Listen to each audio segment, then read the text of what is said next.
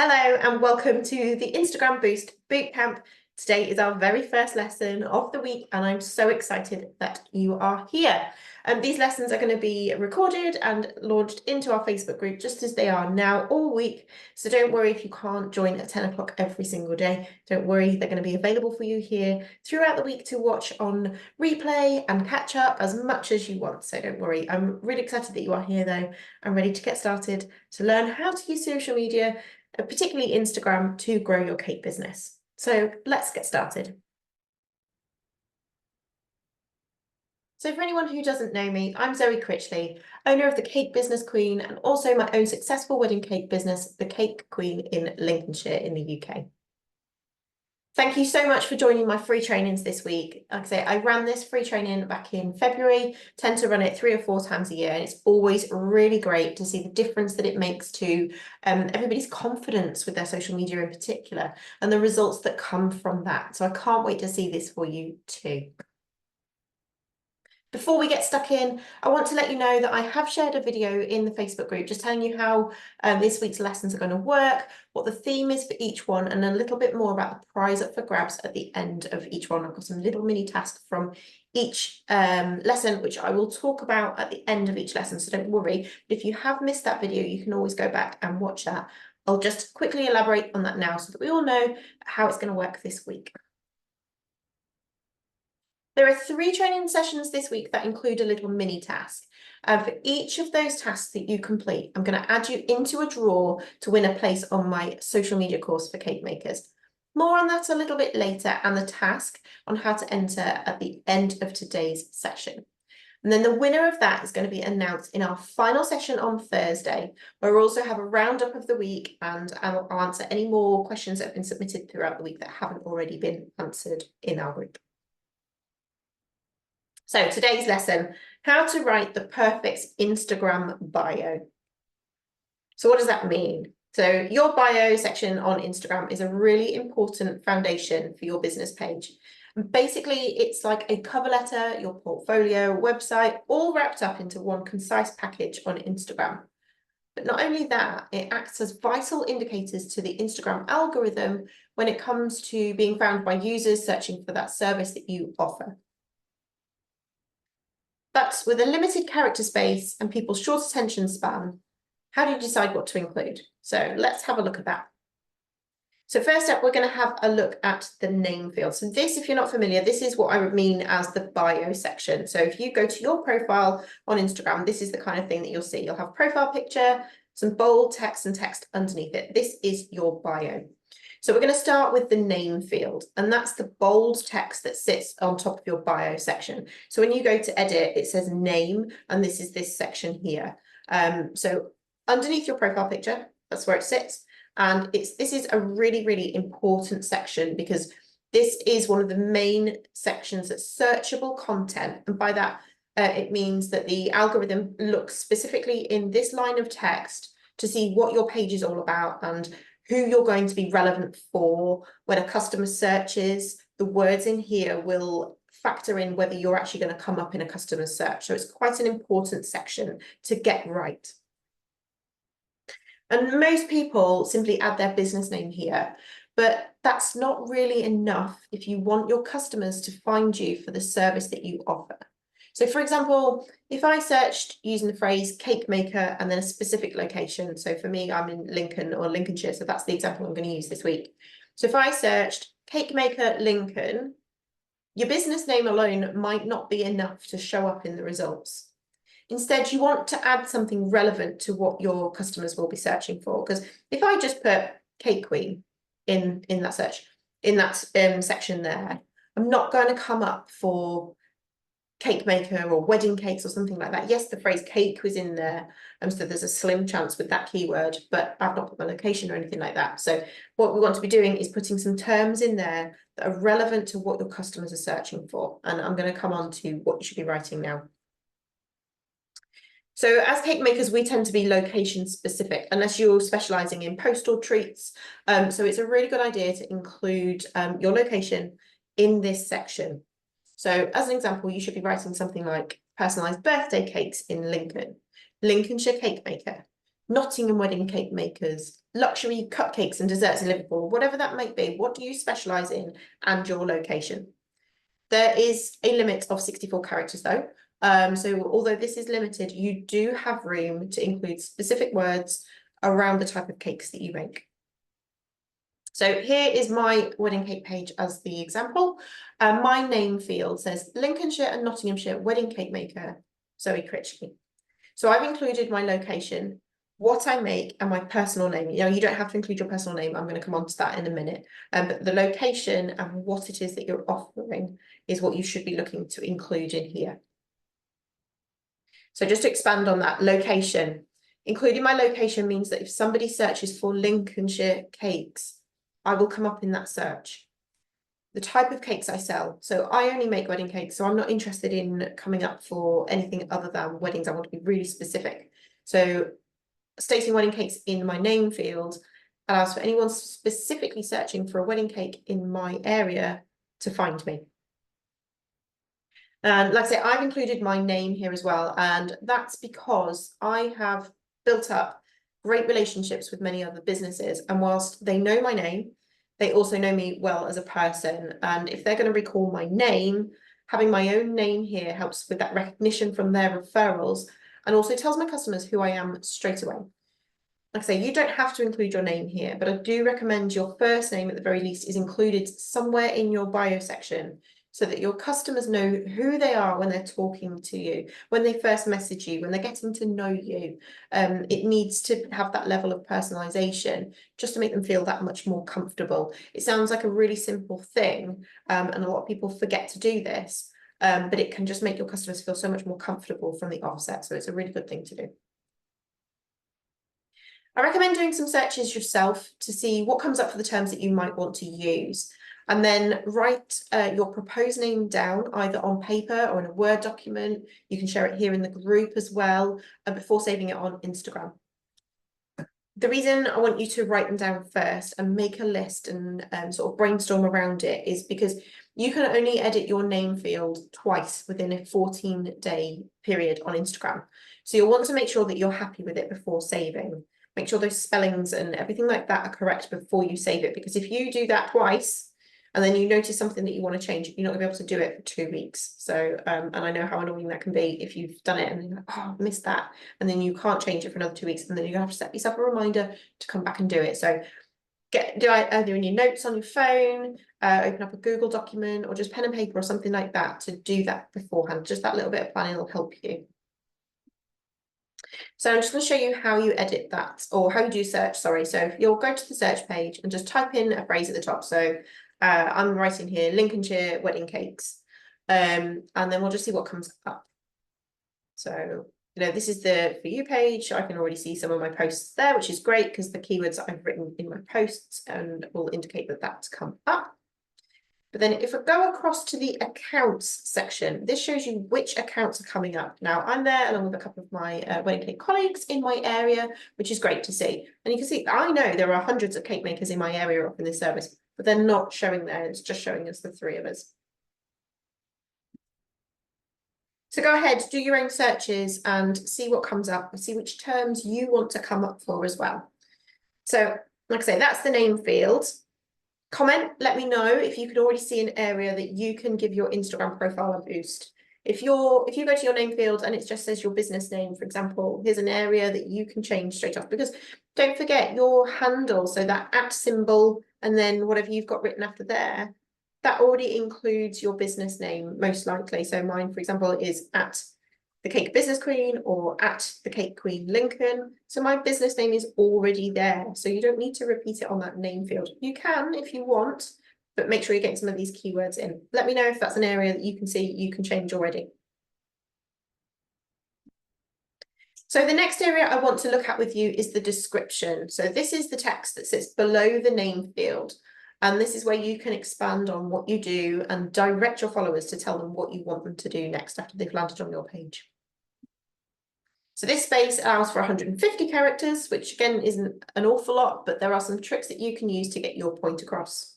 So use bullet points, replace words with emojis. People don't want loads of text anyway. It'll break it down, make it easier for them to read. Think about the most important things that a customer will need to know. So for example, now taking orders for whatever month onwards. So we're in July, so you're now taking orders for August onwards, September onwards, whatever that might be. Gives them that sense of urgency. They're like, oh, I need to get this in because she's clearly taking orders for months in advance. So it kind of helps with your customer's mindset, thinking they can't just, you know, order a week before or however much notice you need. Let them know, because they won't know until you tell them, because most likely they've probably not ordered that many custom cakes before, or if they have, they still need that gentle reminder. So you're going to direct your customers to take that action as well. So you've told them that you can take an order from September onwards. What do you want them to do? So how do they make that inquiry? DM you? Do you want them to visit their website? I know a lot of cake makers don't like to receive the inquiries via DM. They prefer to send them to their website, or whatever it might be. Let them know. How do you want them to contact you? And if you specialize in a particular bake or style, it's a good idea to get this into the section as well. Your photos and captions will obviously help deliver this to the customer, but also the algorithm and those keywords, getting some of that in here. So if you specialize in brownies, for example, postal brownies or anything like that, buttercream, if you're a specialist in that kind of thing, just get some keywords into here for the type of work that you do. Again, if it's weddings or birthdays or Christmas, whatever it may be. Get some of that into there, make it relevant to the customer though as well. So your bio is also the only place that you can share a clickable link on Instagram in the profile other than stories. So if you have a website, this is where you need to put it, because you can't put it in your posts. So if you don't have a website, don't worry.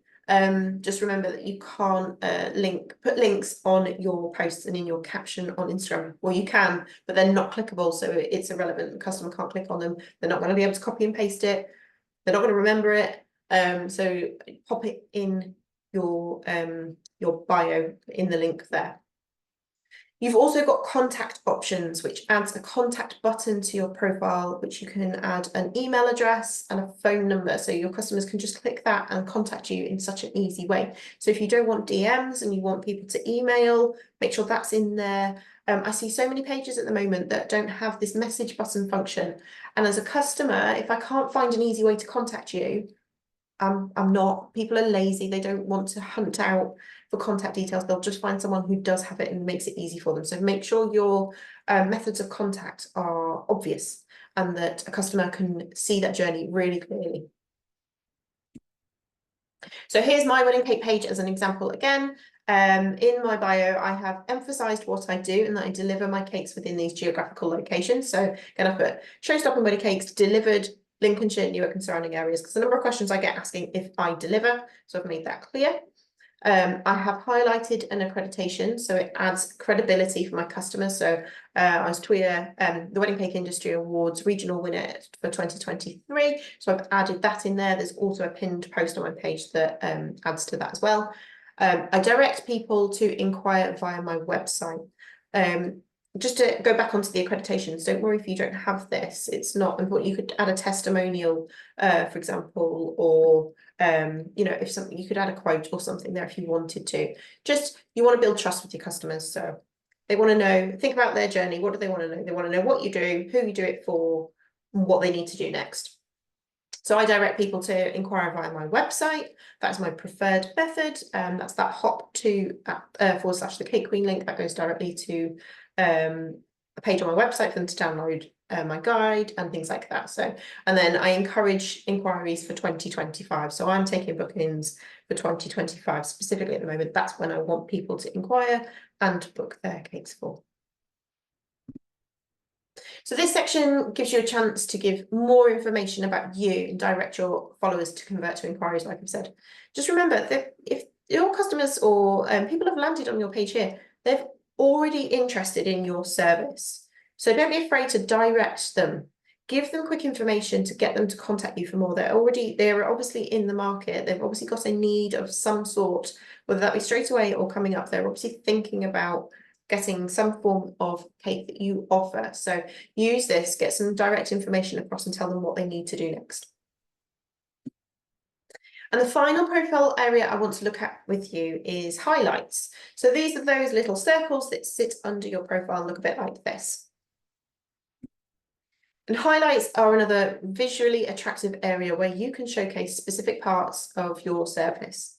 So you can create and add highlights by adding to your stories first, and then you want to tap create or edit highlight, and you can choose from all of your stories, even if they're not live on your profile anymore. And I'm going to show you how to do that in a second. So for example, you could add like a load of testimonials to your stories, and you should be doing this anyway. So when you're sharing testimonials, always add it to your stories.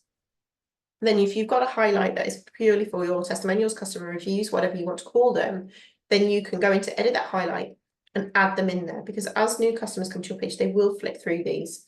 You could have a specific one for christening cakes, birthday cakes, wedding cakes, cupcakes, whatever that might be.